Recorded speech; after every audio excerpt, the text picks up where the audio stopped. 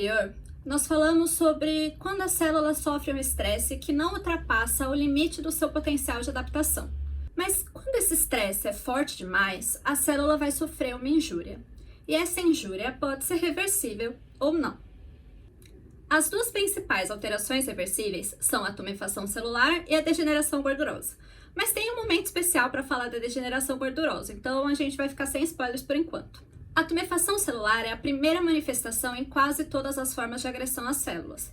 Ela acontece quando a célula se torna incapaz de manter a homeostase hidroeletrolítica causada pela falência das bombas de íons dependentes de energia, que ficam localizadas ali na membrana plasmática. Um exemplo é a bomba de sódio e potássio. Quando a gente tem a interrupção do aporte sanguíneo e, por consequência, a interrupção do oxigênio para essa célula, ela para de produzir energia e faz com que a bomba pare de funcionar, permitindo um acúmulo de sódio dentro da célula. Esse acúmulo de sódio, ele faz com que a célula comece a reter água, acumular água dentro dela, para poder tentar manter esse equilíbrio. Isso vai causar uma dilatação do retículo endoplasmático e uma tumefação celular. Então, quando a gente olha no microscópio, a gente consegue ver uns vacúolos claros dentro do citoplasma, que são os segmentos distendidos e destacados do retículo endoplasmático. Essa alteração ela é bem comum no líquen plano. É uma doença de etiopatologia ainda desconhecida, mas que afeta a mucosa oral de cerca de 5% da população mundial. Então, é uma coisa para vocês ficarem ligados aí no próximo semestre, quando vocês tiverem pato bucal. A tumefação celular é reversível, e se o estresse que está causando essa injúria for removido, a célula pode voltar ao normal. É tipo a Violet, da Fantástica Fábrica de Chocolate, lembra do Willy Wonka? Então, é chata, mas ainda dá para salvar.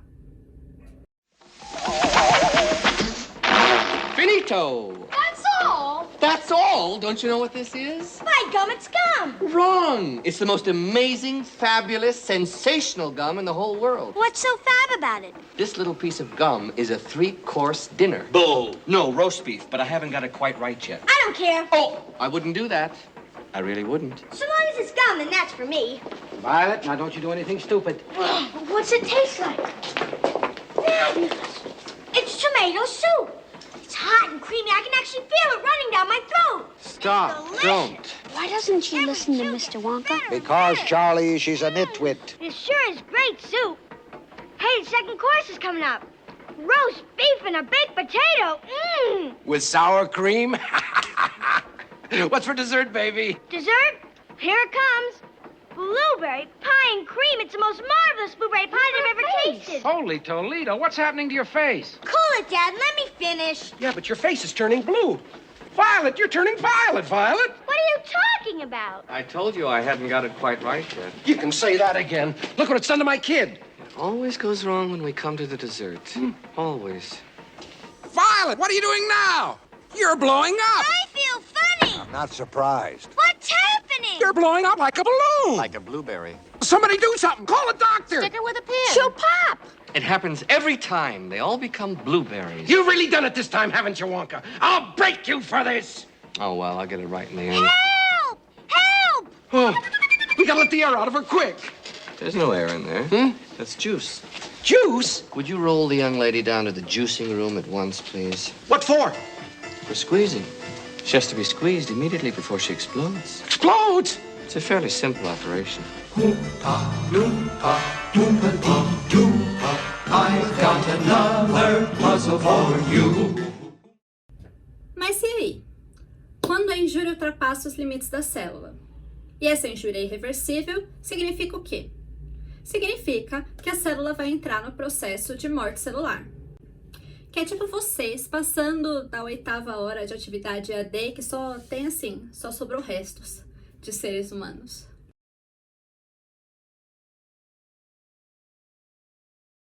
Existem 2 tipos de morte celular, a necrose e a apoptose.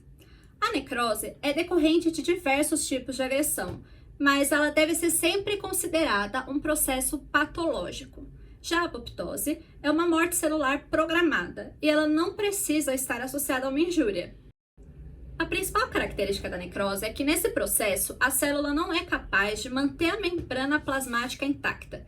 Então, todo aquele conteúdo celular, todas as organelas, o citoplasma, tudo vai ser derramado no meio externo, vai ser tudo liberado no meio externo, o que vai atrair um processo inflamatório naquele tecido.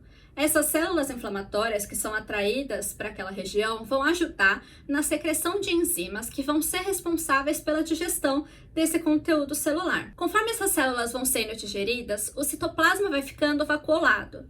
E aí, a gente fala que fica com um aspecto de roupa toda ruída, comida por traças. É tipo aquele pano de chão que foi a sua camiseta da sexta série? Então, fica todo esfareladinho. Daí o que acontece com essas membranas celulares lesadas? Elas são feitas de lipídios, então elas vão começar a formar figuras de mielina, que são massas fosfolipídicas espiraladas que vão ser fagocitadas por outras células. Ou elas vão se degradar em ácidos graxos que podem vir a se calcificar e produzir sabões. Tipo a sua tia Carmen Lúcia, que usa óleo de cozinha com soda cáustica para fazer sabão caseiro. Tia Carmen Lúcia dando aula de sustentabilidade. Quem diria? Além dessas alterações citoplasmáticas, o núcleo também vai sofrer alterações. Então, ele pode apresentar 3 tipos de padrões. Na cariólise, o núcleo fica menos basofílico, provavelmente pela degradação enzimática do DNA pela endonuclease, que é uma daquelas enzimas que eu falei que eram secretadas pelos agentes inflamatórios naquela região. Na picnose, a cromatina ela vai se condensando e fica bem basofílica e o núcleo vai se retraindo. E na terceira e última, a cariorrexe, o núcleo vai se fragmentar em vários pedacinhos. A necrose pode apresentar alguns padrões que refletem a sua etiologia. No roteiro de estudos, vocês podem ler sobre todos eles, mas aqui eu vou dar alguns exemplos interessantes, principalmente para a nossa área da odontologia, para vocês ficarem ligados quando vocês ouvirem sobre esses assuntos no futuro. Por exemplo, existe um tipo de lesão no palato em que acontece a necrose das glândulas salivares por algum tipo de trauma naquela região. Esse tipo de lesão se chama cialometaplasia necrotizante.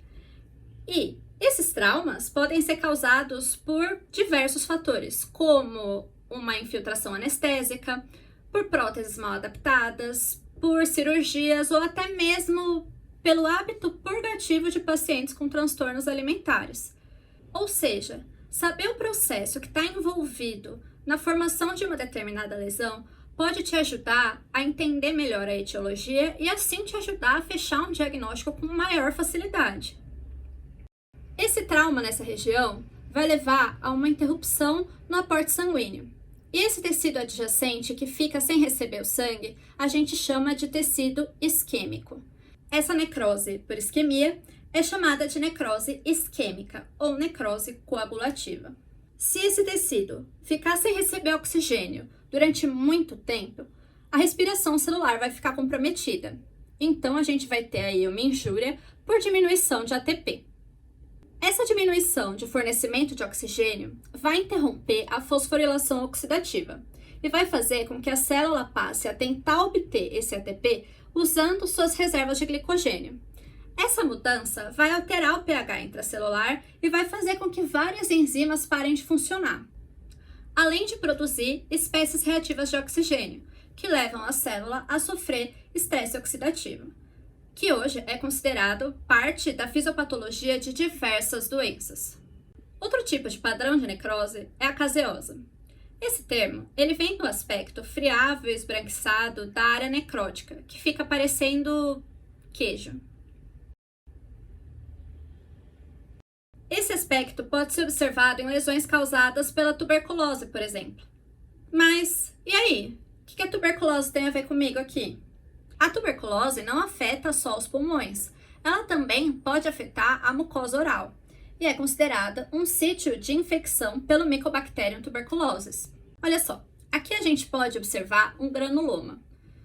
Eu sei que você ainda não sabe o que é um granuloma, mas mais pra frente você vai entender melhor. É tipo o MCU. Eu vou soltar a dica aqui, mas vocês só vão entender daqui a 8 anos. Não, brincadeira. É só no terceiro filme. Quer dizer, terceiro bloco. No meio desse granuloma, a gente consegue ver essa maçaroca de células necróticas que já perderam a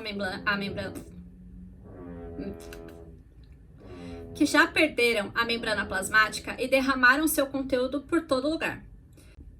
Que é tipo quando vocês forem para a clínica e vão abrir a mala de vocês e vão se esparramar, se espalhar, e quando vocês virem já estão ocupando o box inteiro de material.